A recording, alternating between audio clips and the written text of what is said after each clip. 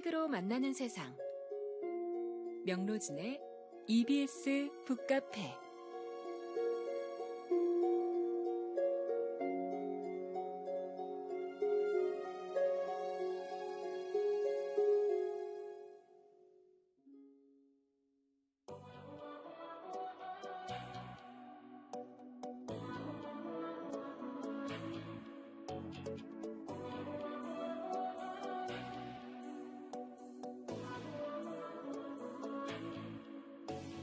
모든 게 궁금해질 때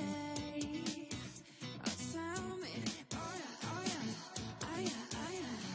뭐가 널 행복하게 하는지 text me Your every picture 내 머리만 듣고 싶어 Come be my teacher 네 모든 걸 다 가르쳐줘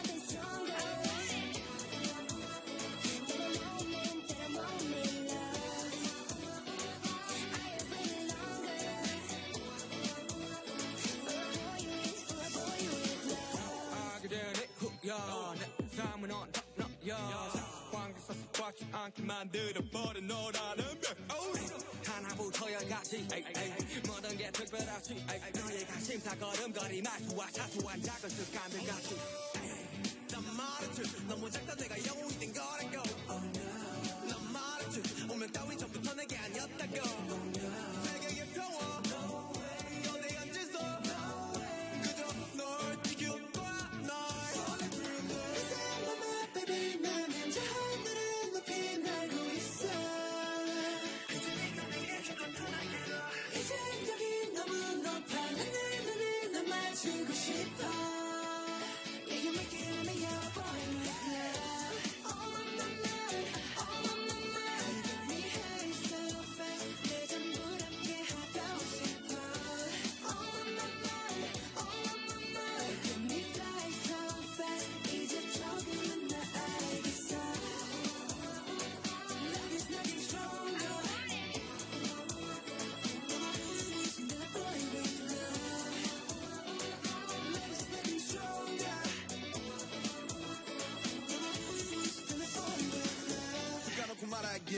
나도 모르게 힘이 들어가기도 했어 높아버린 sky 커져버린 헛 때론 도망치게 해달라며 기도했어 너의 상처는 날 상처 깨달았을 때 나 다짐했던 건 네가 준 그 후세 나에게로 태양이 아닌 너에게로 Let me fly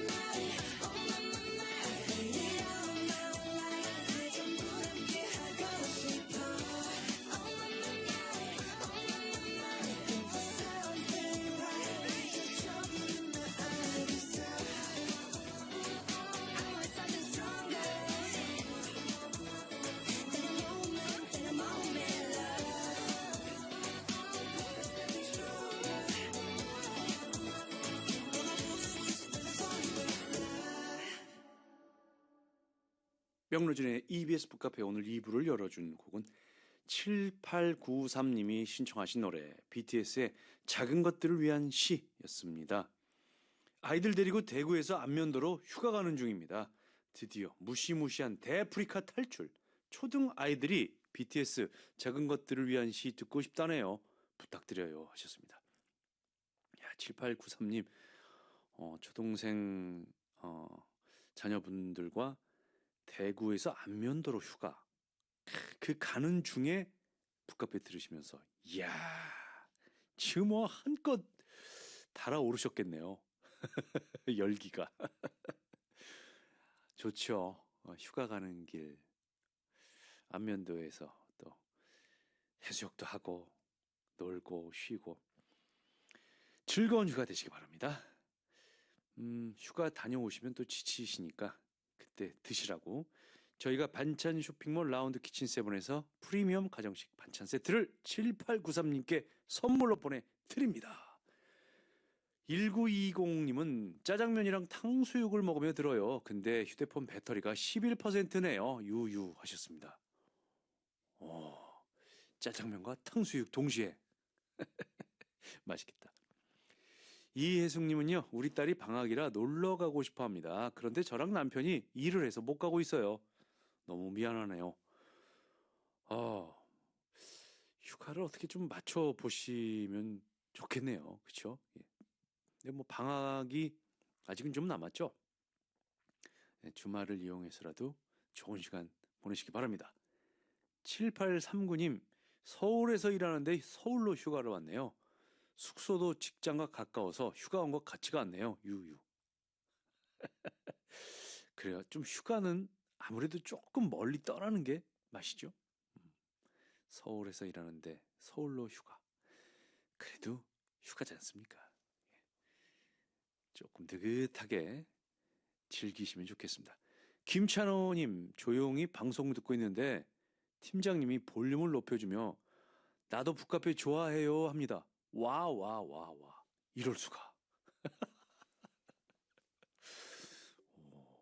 그 팀장님 멋있는 분이신데요. 물론 뭐 김찬호님도 그렇지만 감사합니다. 2부 퀴즈를 드립니다. 장자의 첫 장에는 한 번 날면 9만리를 나는 매우 큰 상상의 새가 나옵니다.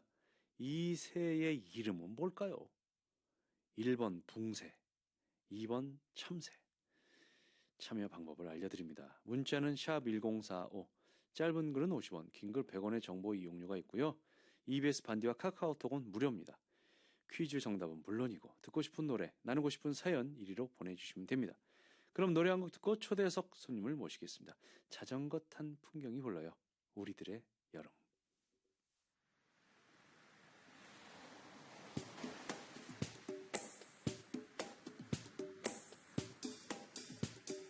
별이 쏟아지는 별이 속삭이는 반짝이는 별빛 아래 바닷가에 우리들이 별이 쏟아지는 별이 속삭이는 반짝이는 모래 위에 바닷가에 우리들이 우리 부드러운 바람과 파도 소리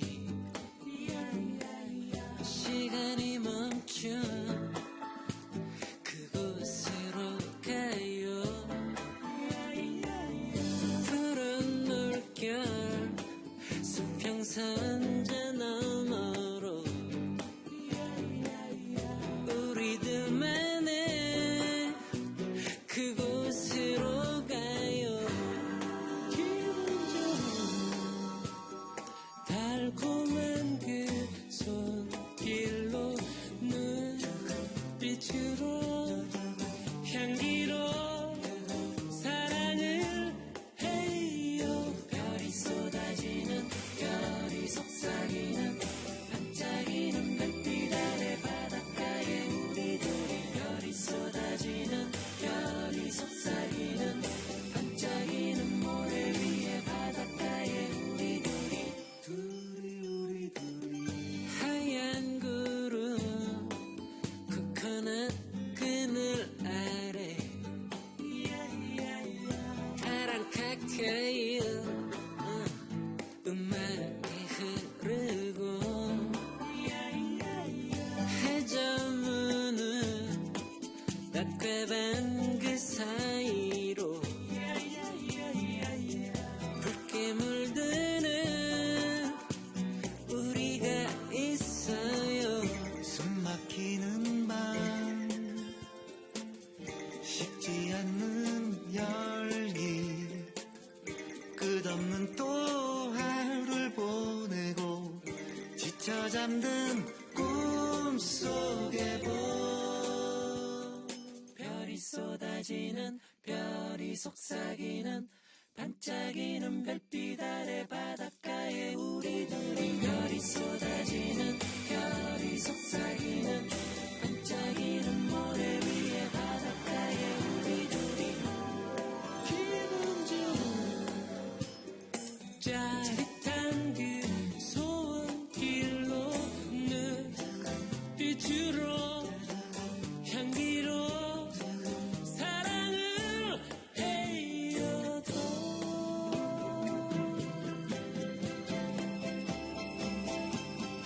별이 쏟아지는 별이 속삭이는 반짝이는 별빛 아래 바닷가에 우리 둘이 별이 쏟아지는 별이 속삭이는 반짝이는 모래 위에 바닷가에 우리 둘이 별이 쏟아지는 별이 속삭이는 반짝이는 별빛 아래 바닷가에 우리 둘이 별이 쏟아지는 별이 속삭이는 반짝이는 모래 위에 바닷가에 우리 둘이 별이 쏟아지는 별이 속삭이는 반짝이는 별빛 아래 바닷가에 우리 둘이 별이 쏟아지는 별이 속삭이는 반짝이는 모래 위에 바닷가에 우리 둘이 별이 쏟아지는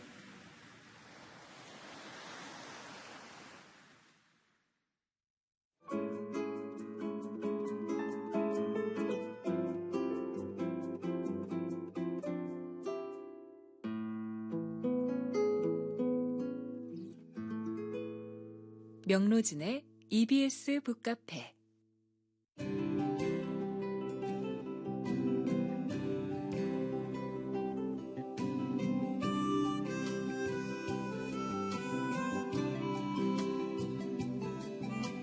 수요일 2부 북카페 초대석 전 7권으로 된 에세이 장자를 내신 고형렬 시인을 모셨습니다. 어서 오세요.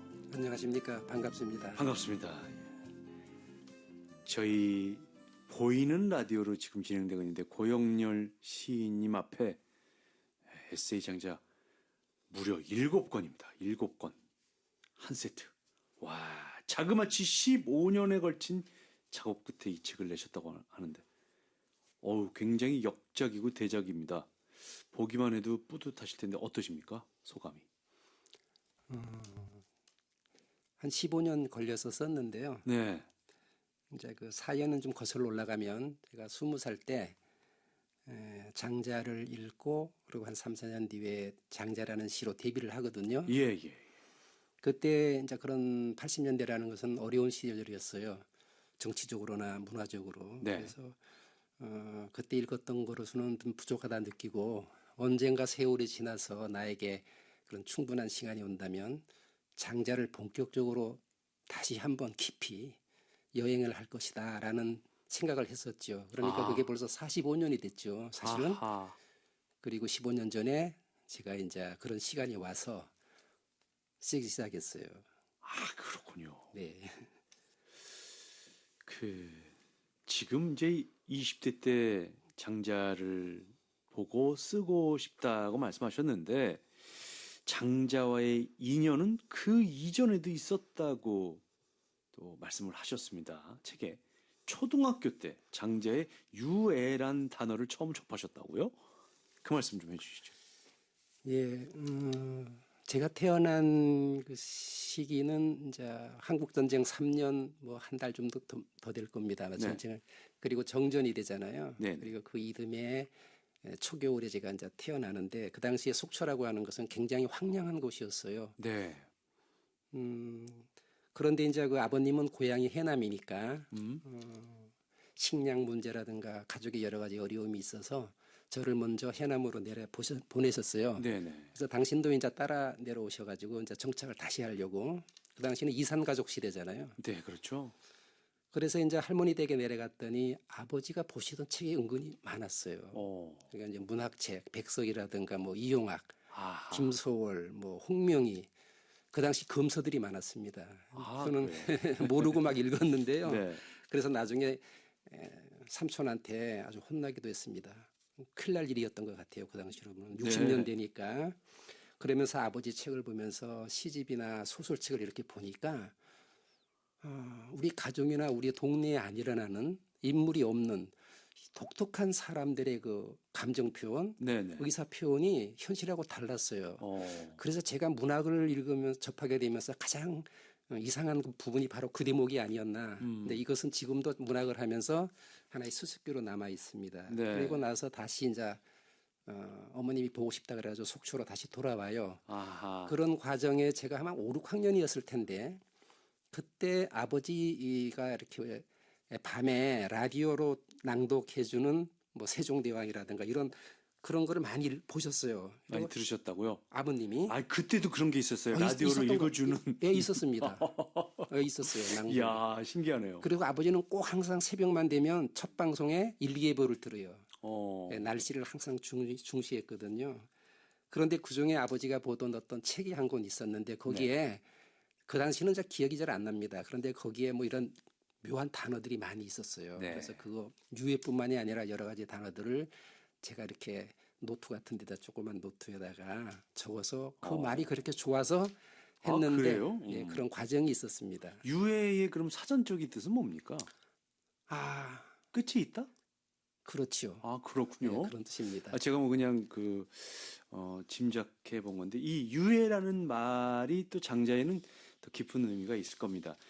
이 유해라는 말이 왜 그토록 어린 소년의 마음에 와 닿았는지 에세이 장자 7권 중 3편 양생주에 적어 놓으셨는데 그 부분을 좀 직접 낭독해 주시겠습니까? 네, 그래 보겠습니다. 예. 인생이 유한하다는 말을 어린 시절에 들었다. 나의 첫 번째 선생은 내 얼굴이 비춰지지 않는 거울이었다. 나는 고리가 붙어 있는 카드에 유해란 글자를 써서 길을 걸으며 그 의미를 새기곤 했다. 주변을 돌아보며 혼자서 말하곤 했다. 모든 사람들과 동물, 식물들이 유한하다고. 그 카드를 손에 들고서 스스로에게 계속 가르쳤다. 그때부터 지금까지 나의 삶이 유한하다는 것은 잊은 적이 없다. 바닷가 샛길에서 아버지를 만났다. 검푸른 피맞아 잎이 바닷물결에 온몸을 흔들던 여름이었다. 뭘 보고 그리 서 있니? 하고 아버지가 묻는 말에 나는 깜짝 놀라 얼른 카드를 주머니에 숨겼다. 하지만 그날 밤 아버지에게 그것을 보여주게 되면서 나는 잠을 이루지 못했다.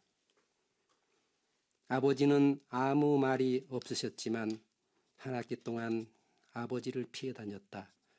왠지 부끄러웠지만 왜 그토록 그 유해란 말이 좋았는지 알 수가 없다. 한편의 영화 같은 드라마 같은 그런 묘사인데 먼저 이런 걸 여쭤보고 싶습니다. 그 유해란 말이 왜 그토록 좋았습니까? 사실은 제가 그 당시에 그 말을 시간이 지나면서 또 지금 제 입장에서 분명히 알았던 것은 아니지 않았는가 이런 생각이 들어요. 그러나 제가 기억할 때 그 애자 옆에 삼수변이 붙어 있는 부분이 독특한 느낌으로 왔던 기억은 있고요. 그는 제가 태어났던 그 고향의 집이 바닷가에서 아주 가까웠거든요. 네. 그래서 날이 흐릴 때 비가 그쪽에서 와요. 동북 쪽에서 새바람이 불면서 그러면은 그 수평선이 선명하게 나타나거든요. 그런 걸 본다든가 해가 지는 설악산 능선을 바라보면서 어떤 유한하다고 하는 것을 굉장히 많이 느꼈던 것 같아요. 와, 조숙하십니다. 아니, 공자 맹자였다면 그나마 이해가 가는데 겨우 초등학교 5학년 어린 소년이 그런 걸 생각하더니 상상이 사실 잘 안 가기도 합니다. 글쎄요. 초등학교 5학년생을 너무 낮춰보시지 그런 건 그런가요? 아닌가 농담입니다만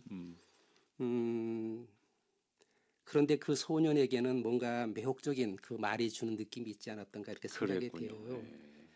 저에겐 그 소년이 지금도 그 길에 그 유해를 들고 서 있는 것 같습니다. 그 유해라는 말이 양생지에 나오는 말인 것을 다시 한 10년쯤 뒤에 한 20살이 됐을 때 다시 이제 알게 되지만 그렇군요. 아마 제가 생각할 때도 좀 별난 감상과 아하. 상상기가 있었던 게 아닌가 이런 생각이 들어요. 예. 그래서 뭐 농담입니다만은 그 월정사를 그 한국 전쟁 때 화마로부터 지켰던 하남 스님이 9살 때 네. 선생님이 천황씨 이전에는 방고씨가 있었다라고 하니까 네. 이 하남 어린이가 일어나서 선생님 천황씨 이전에 방고씨가 있었다고 하는데 그러면 그 전에는 누가 있었나요? 오. 라고 했답니다. 아, 그렇군요.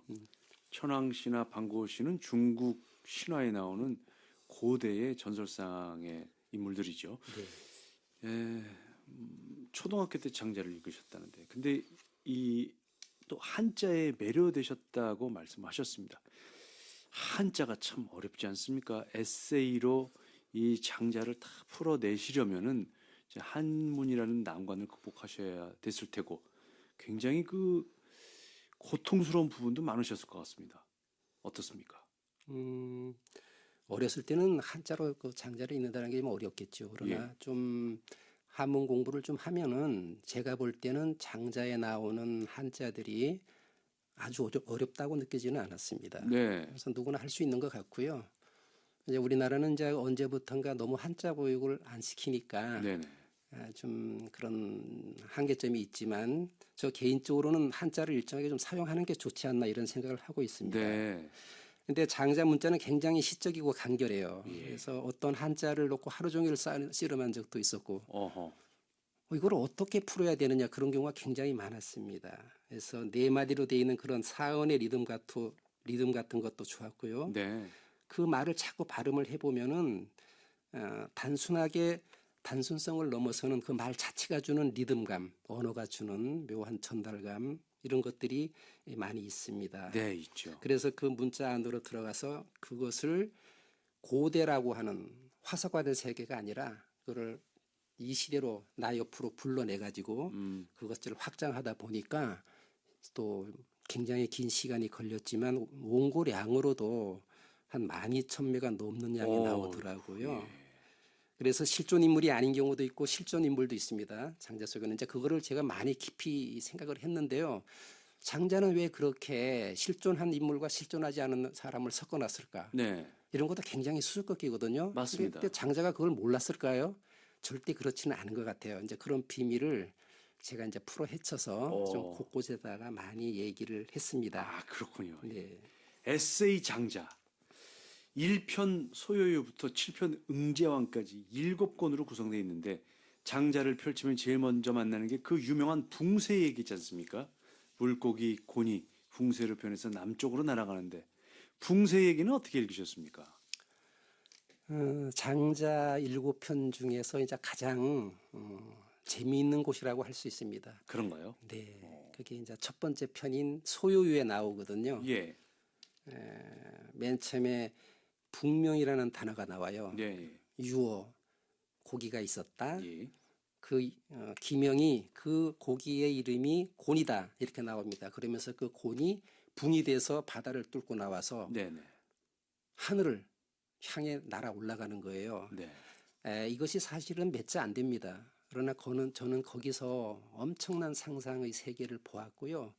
또 엄청난 의문을 해야만 했어요. 그러니까 도대체 북명이 어디인가? 곤은 무엇이고 붕새는 무엇인가? 근데 곤이라고 하는 것은 사실은 성냥개피만한 물고기라고도 하고요. 또 곤이라 그래가지고 그것은 어미 뱃속에 있는 알이거든요. 네.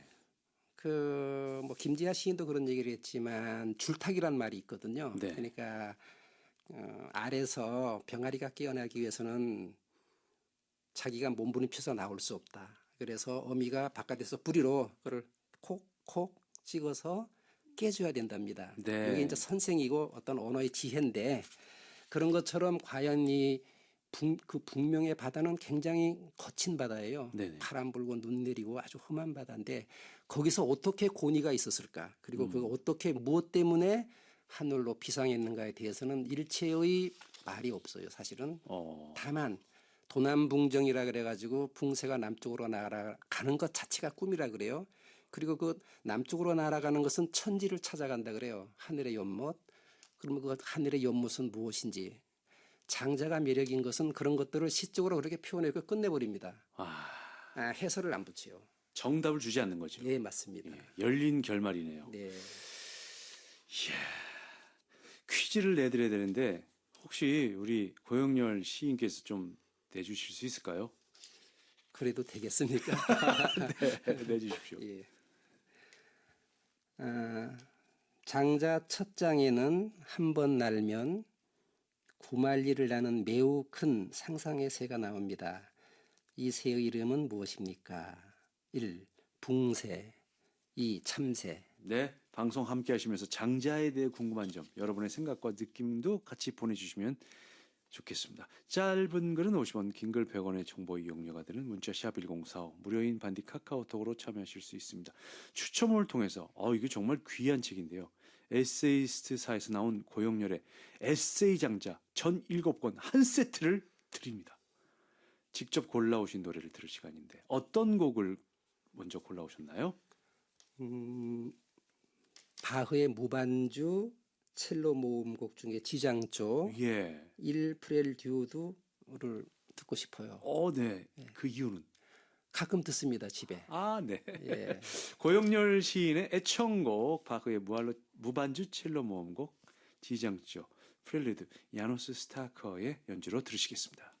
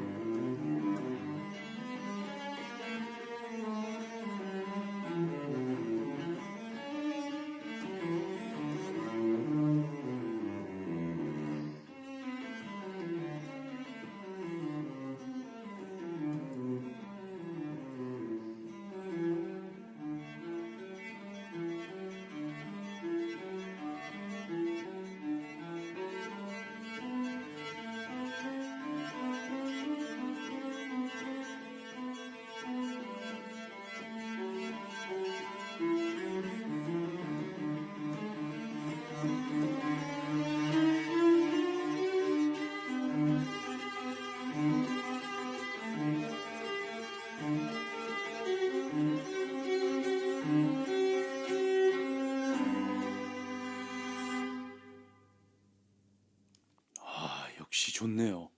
야노스 스타커의 바흐 무반주 첼로 모음곡 지장조 1번 프렐리드. 수요일에 만나는 북카페 초대석. 오늘은 에세이 장자의 저자 고영렬 시인과 함께하고 있습니다. 장자에 대한 책들이 우리나라에 사실 굉장히 많이 나와 있습니다. 그 책들하고 에세이 장자의 차별점이 뭐냐? 누가 이렇게 묻는다면 어떻게 대답하시겠습니까? 예, 바로 이제 그 차이점에 대한 질문으로부터 어쩌면 제 에세이가 시작된 게 아닌가 이런 생각을 문득 하게 되네요. 예. 말하자면 지금까지 우리나라에 소개된 장자는 번역, 해석에서 이제 끝난 거지요, 거의. 네. 다만 그 단어가 어떻다, 뭐 누가 주석을 붙였다라는 이제 정도가 있는데 저는 그거를 처음 읽으면서부터 물론 장자라는 시도 제가 다르게 형상화해서 피 흘리는 한 소년이 자기 실존을 어떻게 바라보고 속초라는 설악과 동해바다를 어떻게 형상화했느냐는 얘기를 전환시킨 것처럼 네. 장자에 나타나 있는 그 문자는 화사가 되고 그냥 금서각적으로 존재하는 것만은 아니거든요. 그것을 저는 절대 그렇게 볼 수가 없다. 실제로 그것은 살아있는 언어다. 활구다. 네. 이렇게 보고 그것에다가 생명을 불어넣고 싶었지요. 아, 그래서 그냥 단순히 번역하는 것이 아니라 새로운 나의 문학의 장르로 만들어보자. 이래가지고 저는 물론 시라는 것은 사실 저도 40년 시를 써오지만 네. 시라는 장르는 어려운 것 같아요. 확실히 그렇죠. 어렵습니다. 예. 근데 소설은 좀 복잡하고 이제 구성도 복잡하니까 인물도 많이 나오고 그래서 이제 에세이라는 걸 제가 언제부터 쓰기 시작했던 것 같아요. 80년대 후반부터. 그러면서 에세이라는 형식으로 이 텍스트, 원 텍스트 2300년들 넘어서서 무조건 그 텍스트 언어 자체하고만 한번 만나보 대화를 나눠보자. 오. 예, 그렇게 해가지고 이제 시작된 건데요. 장자는 우리가 생각할 때 장자는 뭐 거창한 붕세를 자꾸 연상하면 안 되는 것 같고요. 네. 붕세도 작은 참새만한 붕세가 있고 정말 북새처럼 거대한 구름 같은 붕세도 있다고 봐야 되거든요. 네. 왜냐하면 크고 작음이 없다 그랬으니까. 그런데 장자의 그 언어의 특징은 거대 담론이 사실은 없습니다. 아주 네네. 사소한 인간의 이야기들이 많이 있어요. 그렇죠. 사소한 인간이라는 것은 이야기라는 것은 결국은 에세이로 쓰기가 딱 좋아요. 네. 그리고 어떤 이야기들이 아주 길지도 않습니다. 따라서 아까쯤에 말씀드린 것처럼 어떤 몇 글자 속에서 독자나 그 글을 쓰고자 하는 사람에게 무한한 상상의 문을 열어놔 버려요. 맞습니다. 그리고 얼마든지 새로 쓸 수 있어요. 네. 노자하고 비교하는 분들이 많잖아요. 이 장자를. 또 학교에서 배울 때는 뭐 노자와 장자를 묶어서 노장스상 그랬는데 너무 노자하고 장자를 한데 묶으면 장자가 좀 기분 나빠하겠죠? 물론입니다. 그거를 구분할 수밖에 없는 부분이 있어요. 예컨대 이제 우리의 선배겠죠. 200년 정도 앞선 사람이잖아요. 노자가. 예. 그런데 제가 봤을 때 뭐 다 강점이 있습니다. 그러나 에세이스트로서 바라보는 입장에서는 노자는 그 하드해요. 관념적인 세계가 많고요. 살이 없는 거예요. 의복을 안 입어요. 의상이 없어요. 네네. 그래서 단단한 느낌이 들고요. 딱딱하고. 예, 좀. 딱딱하죠. 네. 근데 그런 것에 비해서 장자는 굉장히 많은 인간들이 옆에 붙어 있어요. 그것도 불행한 사람들, 고난받는 사람들 또는 불구자들 그래가지고 이야기거리가 굉장히 많은 거죠. 그렇죠. 예. 장자 에세이로 이렇게 7권의 책을 쓰셨지만 저도 뭐 잠깐 관문합니다만 장자 읽어보면 굉장히 재밌는 얘기들이 많더라고요. 스토리텔링이 엄청 넘치는데 그 이야기들을 이제 고영렬 시인께서 또 깊이 있는 언어로 풀어내신 것 같습니다. 장자 2300년 전에 살았던 실존 인물인데 인간 장자는 어떤 사람이었나요? 우리가 2300년 전의 사람을 한마디로 규정하기도 없지만 우리가 지금 여기 제가 살아있다는 것 자체도 있느냐 없느냐의 문제 가지고 논쟁이 될 수 있고 네. 그걸 증명할 수 있는 방법도 사실은 애매한 것 같아요. 네네. 그래도 뭔가 말을 해야 된다면 다른 측면으로 들어가야 되지 비껴가면서 얘기해야 될 것 같다는 생각이 듭니다. 네. 장자는 예컨대 나무를 본다면 나무에 대한 이야기로 들어가서 말한다면 장자의 인간세에는 나무들이 많이 등장합니다. 예. 그래서 저는 장자를 나무의 철학자다 이렇게 한번 재미있게 이름 붙여봅니다. 네네. 왜냐하면은 장자는 사실 은나라 유민이라는 말도 있어요. 네. 또 왕족의 아들이다 이런 말도 있는데 그건 자세히 알려진 건 아닙니다. 왜냐하면 그 사람이 그렇게 많은 한자를 알 수가 없거든요. 그것도 신비한 거예요. 어쨌든 간에. 근데 이렇게 지식이 풍부한 수많은 사람을 알고 지냈던 사람이 그 당시에 옷나무를 관리하는 칠원리였어요. 네. 그래서 이제 칠자는 옷나무 칠자고 원은 낙원, 정원 할 때 그 원자가 되잖아요. 네네. 그러니까 멋있게 말하면 칠원 정원사인데 어. 근데 한번 생각해 보세요. 우리가 이렇게 감상적으로 생각할 것이 아니라 옷나무를 관리하는 사람 이제 미간 말직이거든요, 거의. 그렇죠. 근데 그러면 그 사람이 어떤 사람이란 거를 우리가 상상할 때 높은 도인이다. 마음이 너그러운 사람이다. 뭐 다 오케이 하는 그런 사람이 아니라 처절한 사람이었다는 거죠. 왜냐하면 그 손으로 온나무를 관리하고 베고 진을 뽑고 하려면은 그 손이 북두갈고리가 되어 있지 않겠습니까? 뭐라고 그러시죠? 북두갈고리 손. 북두갈고리 손이요? 예, 그게 그런 말이 우리나라 사전에 있어요. 그래요? 예. 이게 거친 손이 됐다. 그렇지, 일을 하도 해서 그 손으로 어쩌면 이렇게 섬세한 인간의 내면을 보고 또 인간을 솔직하게 질타하면서 예언적 발언을 하고 엄청난 상상력을 전개했을까? 왜 그랬을까라는 끝없는 의문을 제시해야만 되는 숙제의 인물이라고 봅니다.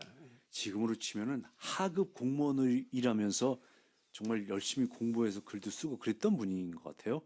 그러니까 뭐 지금으로 말하면 면석이 정도 되는 사람이겠죠. 예. 자, 그런데 말이죠. 뭐 장자 철학 그럼 우리가 보통 뭐 유유자적, 뭐 속세에서 초탈한 사상 이런 얘기를 하지 않습니까? 하지만 무한 경쟁에서 살아남아야 하는 게 요즘 세상입니다. 그런 면에서 보면은 장자가 좀 실용적이지 않다 이렇게 말할 수도 있지 않을까요? 예, 충분히 그렇게 말할 수 있다고 보고요. 예. 장자를 이제 한마디로 말하기 어렵습니다. 그러니까 제가 뭐 농담으로 말씀을 드리자면 풍류적으로 말씀드리자면 장자는 비금속적 인간형이다. 비금속성 예, 인간이. 쇠붙이가 아닌 예. 그런 사람, 굉장히 유연하고 어느 쪽으로도 문을 열어놓는 통풍이 되는 바람의 시인이잖아요. 또 그 사람은 네. 그런 사람이었다고 봅니다. 그래서 장자가 우리가 마음을 볼 수 없고 사실 사용할 수 없잖아요. 네. 누가 마음 본 적 없지 않습니까? 네. 장자의 문자는 그런 우리가 생각하는 실용주의의 도구나 기호는 아닌 것 같고요. 사실 저는 실용이 무엇인지 저도 잘 모르겠습니다만 네네. 장자의 글이야말로 가장 실용적인 마음의 글이 아닌가 이렇게 생각합니다. 그렇네요. 예컨대 장자 같은 거는 이제 그 사람의 그 발꿈치, 뒤꿈치를 종이라 그래요, 한자로요. 네. 거기에 생명의 숨소리가 올라오고 아무도 그것을 감지할 수 없으며 거기에 인간의 고단함이 있다고 했어요.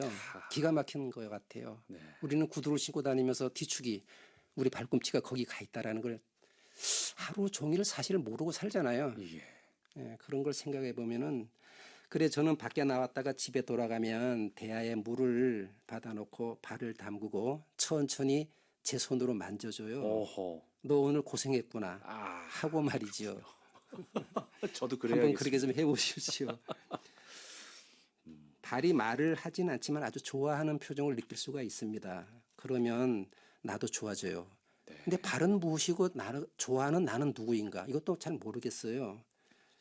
그러면서 그 순간에 그 발하고 그 생각하는 나를 또 잊어버리고 물을 멍청이 망연히 아무 생각 없이 바라보게 되죠. 네. 그러면 그 물은 또 무엇일까요? 그러니까 무용한 것들이 모든 존재의 주변에 출렁 가득 차 있으면서도 숨어 있다는 것 같습니다. 그렇군요. 예. 그래서 성인들이 예전에 그렇게 제자들의 발을 씻어준 거 아닌가 이런 네. 생각도 듭니다. 청취자 사연을 잠깐 보겠습니다. 1712님은 성냥개비만한 물고기가 붕세가 되어 남쪽으로 갔다는 건 생활전선에서 치열하게 살아가는 현대인들이 심신의 고향을 찾아가고 싶다는 꿈인 것 같아요 하셨고요. 빛과 소금님은 바흐의 무반주 첼로 모음곡에서 붕세가 나는 모습이 연상됩니다 하셨습니다. 오, 그것도 새로운 생각이네요. 8308님 시인님의 목소리가 라디오에 집중하게 하네요. 마음이 차분해지면서 장자를 읽고 싶다는 마음이 들게 하는 목소리입니다. 음악 선곡도 좋고요. 좋은 글 많이 부탁드립니다. 이렇게 사연을 보내오셨고요. 박종은님은 6학년 아들의 좌우명이 붕정말리입니다. 와, 6학년에 아드님 좌우명이 붕정말리래요. 방송 듣는 어린이들에게 무한한 미래의 가능성을 응원해주세요. 오, 대견하네요. 감사합니다. 자, 장자 첫 장에 나오는 매우 큰 상상의 새 이름은 뭘까요? 1번 붕새, 2번 참새. 정답과 함께 사연 계속해서 보내주세요. 짧은 글 50원, 긴 글 100원의 이용료가 드는 샵1045 무료인 반디 카카오톡으로 참여하실 수 있고요. 사연 보내오신 분들 중에 추첨을 통해서 에세이스트사에서 나온 고영렬의 에세이 장자 7권 세트를 보내드립니다. 고시인님 이번에는 어떤 곡을 들어볼까요? 예, 이번에는 장영주 씨의 예. 그 비발디 사기 중에 여름 사막장 부탁하겠습니다. 아, 이 곡도 자주 들으시는 노래인가요? 자주 듣는 곡은 아니지만 어. 부산에 가는 일이 있어가지고 예. 에세이스트들하고 같이요. 그 부산의 어느 카페에서 들었는데 너무 활달하고 힘 넘치는 예, 그런 예. 곡이었어요. 아, 그렇군요. 한번 들어보겠습니다. 비발디의 사계 여름의 사막장, 장영주와 오르페우스 체인버 오케스트라의 연주입니다.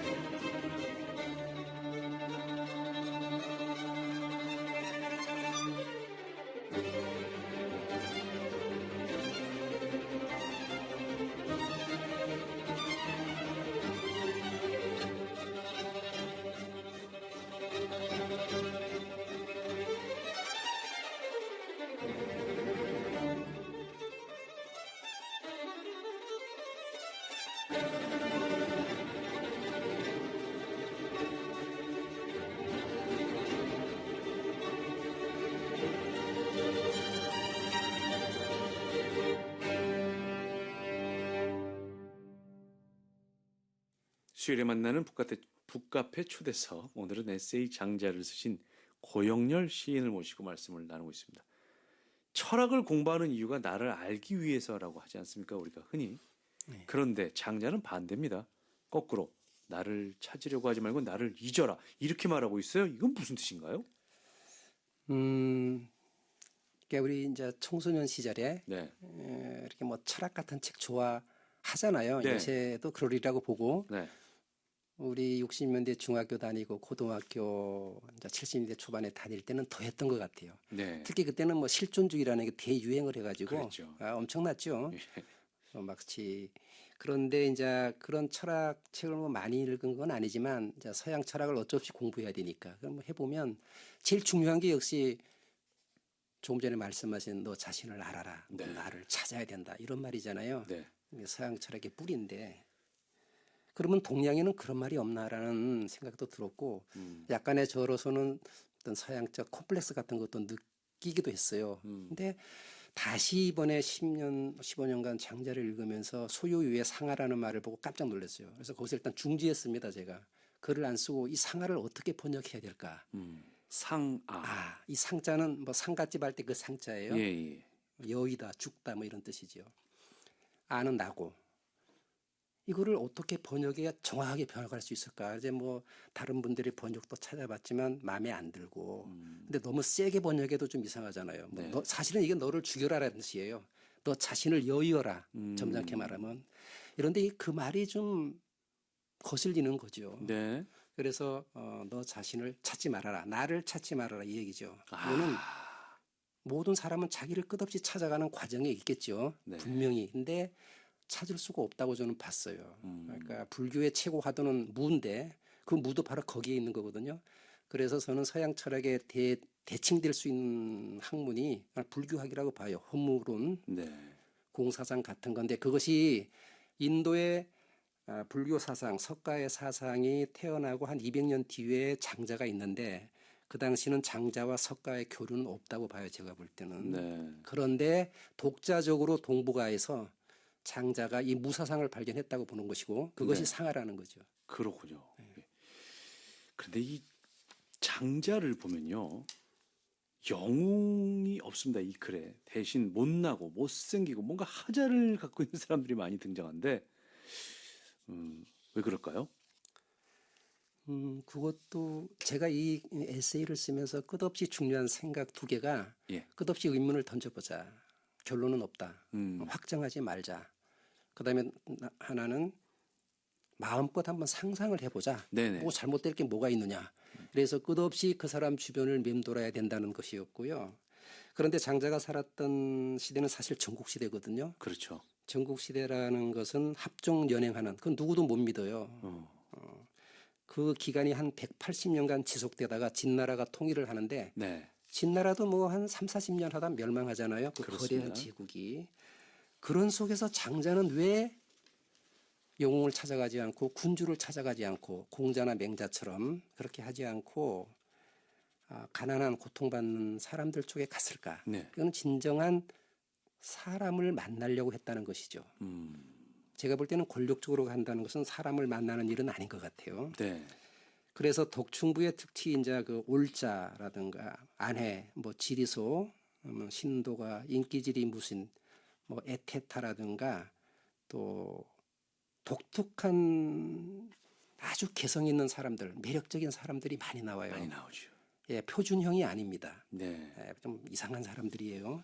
그런 사람들의 마음을 가서 이야기를 했다라는 것은 인간을 확장한 거라고 봐요. 그러니까 비슷한 지식을 가지고 사상을 가진 사람들만 만나는 게 아니라 네. 방외인들을 만나고 다녔다는 것, 그것이 바로 장자의 매력이 아닌가 네. 이렇게 생각합니다. 정상이 아닌 사람들, 비정상인 사람들, 정상인 사람들의 눈에 장애가 있는 사람들. 그러나 그 장애가 있는 사람들에게 또 오히려 더 깊은 의미를 발견하는 것이 바로 장자의 매력이기도 하죠. 여러 인물들 중에서 가장 마음에 와닿았던 인물은 누군가요? 덕충부에 나오는 에테타라는 사람. 에테타. 아하. 세상에 그렇게 못생긴 사람이 없을 정도로 사람이 보면 피하고 싶을 정도로 예. 그런 분이 이제 그 에테타인데 예. 말하자면 장자 전편에서 가장 특이한 인물이에요.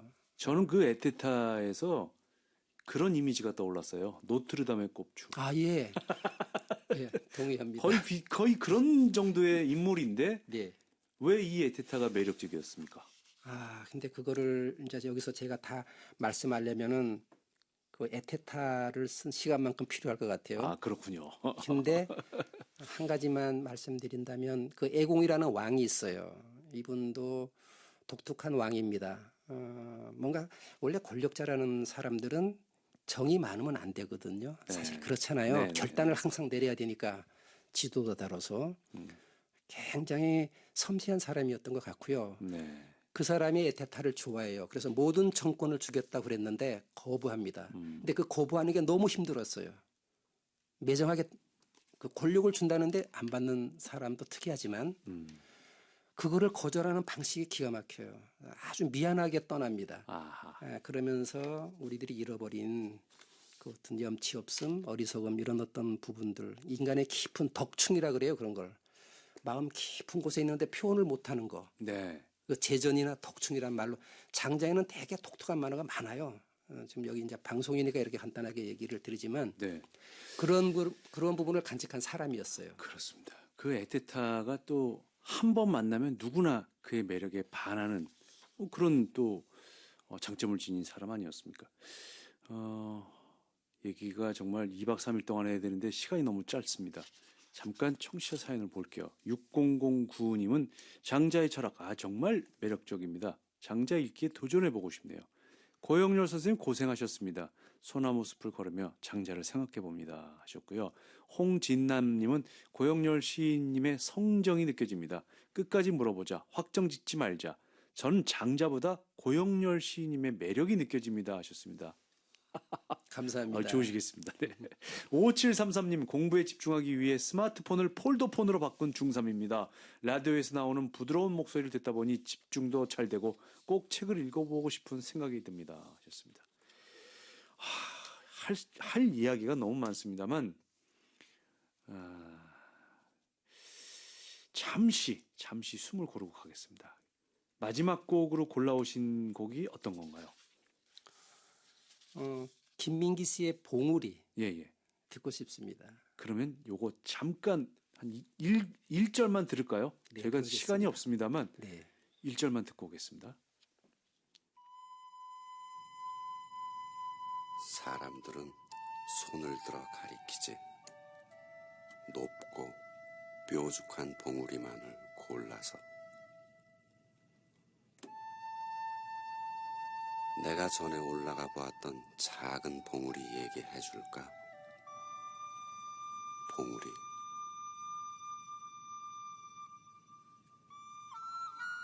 지금은 그냥 아주 작은 동산일 뿐이지만 그래도 그때 난 그보다 더 큰 다른 산이 있다고는 생각지를 않았어.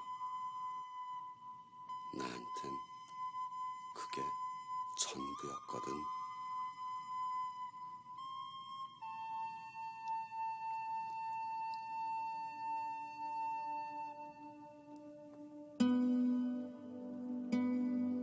혼자였지. 난 내가 아는 제일 높은 봉우리를 향해 오르고 있었던 거야. 너무 높이 올라온 것일까? 너무 멀리 떠나온 것일까?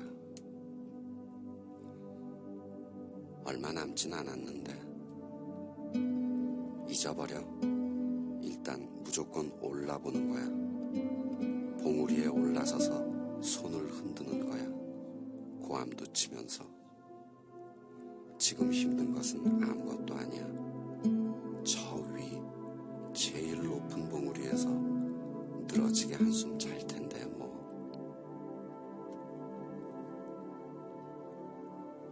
허나 내가 오른 곳은 그저 고갯마루였을 뿐. 길은 다시 다른 봉우리로.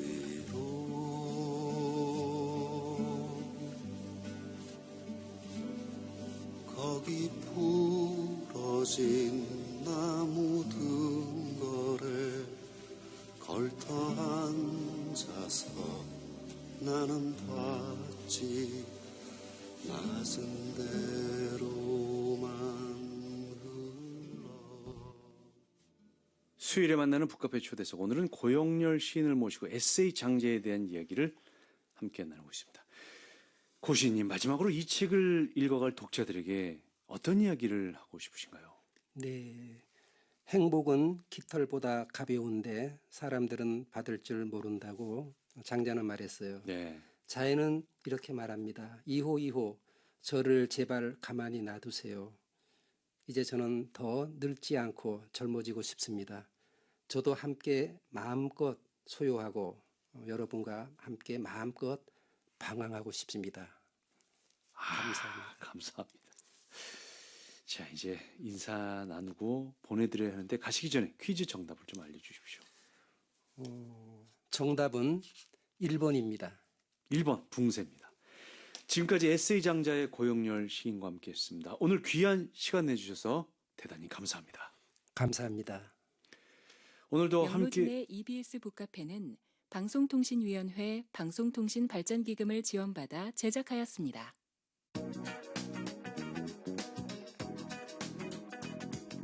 명로진의 EBS 북카페에서 준비한 선물입니다. 2도 발효한 차에서 피로회복 음료